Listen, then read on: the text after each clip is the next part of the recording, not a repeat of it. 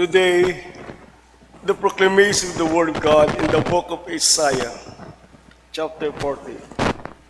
To whom then will you liken me, or to whom shall be equal, says the Holy One.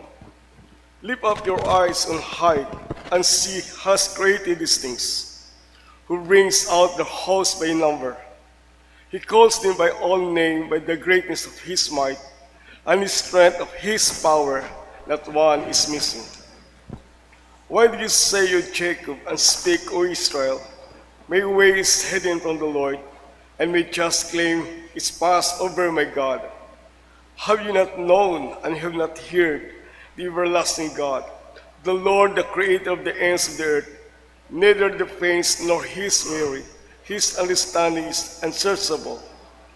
He gives power to the weak, and to those who have no might he increases strength.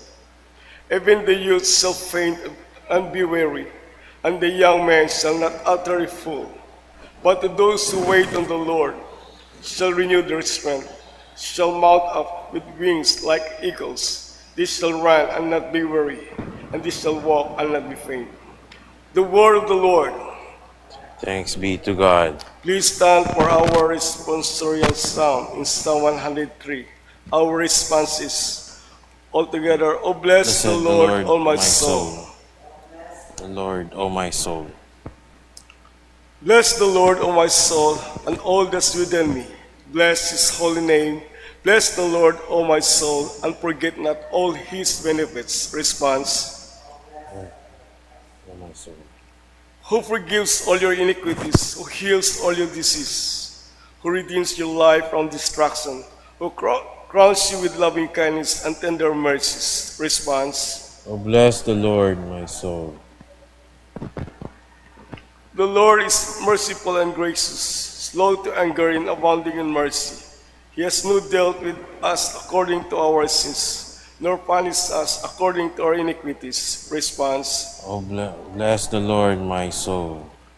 Glory be to the Father, and to the Son, and to the Holy Spirit. As it was in the beginning, is now, and ever shall be, world without end. Amen.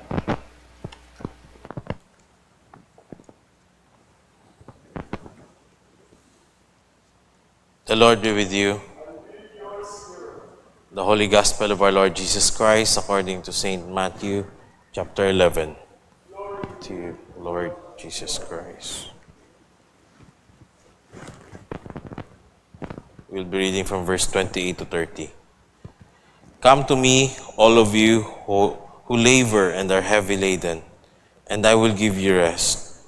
Take my yoke upon you and learn from me, for I am gentle and lowly in heart, and you will find rest for my soul. For my yoke is easy and my burden is light.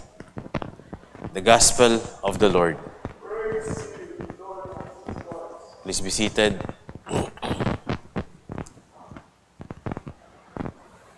May nabasa akong kwento about a sheep, tupa, na nawala.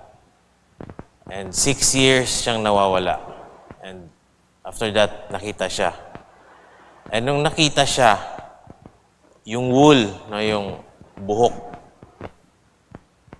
nung tinanggal yun, nung shinave, yung wool, yung bigat ng wool is 40 kilos. Yung average weight ng wool ng sheep, pag every year tatanggalin yun, is only 4.5 kilos. Just only 4.5. And yung 4.5 kilos na wool can make 7 sweatshirts. Pero yung sa nawala na yun for 6 years, ang wool niya is about 40 kilos. And 27 kilos. And it can produce 40 sweatshirts. So just imagine kung gaano kabigat yung dinadala niya everyday.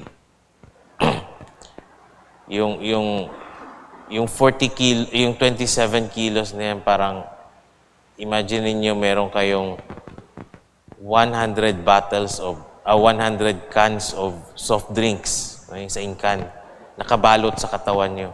Everyday dala-dala mo yan. pag humiga ka para magpahinga, still may weight pa rin na tumutulak pababa sa iyo. So mabigat pa rin, walang pahinga. Kahapon na yung gospel natin. Jesus Christ gave us a parable of the lost sheep. And Jesus Christ is searching for us. Hinahanap tayo ng Panginoon para ibalik sa Kanya.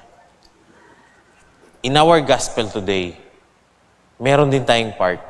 We are to go back to Him.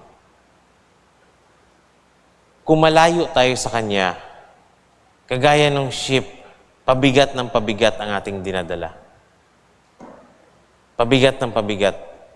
That's why we need to go back to Him. I don't know kung ano yung mabigat na yan. Is it emotion? Is it spiritual? Is it physical? Basta pabigat ng pabigat. That's why we need to go back to Him. No? Ngayong Advent, yung message is Jesus is coming. So our part also is that tayo rin lalapit sa Kanya. Yan yung part natin. We are to come to Him, lapit tayo sa Kanya. We are so blessed na tayo, dito sa loob ng church, we have already known Christ. Alam na natin yung pahinga. But there are others na nabibigatan pa rin. Sabi nga ni Bishop Romijun and also yung message ko kahapon, that we are also to prepare the way for others. No, hindi lang yung sa ating sarili.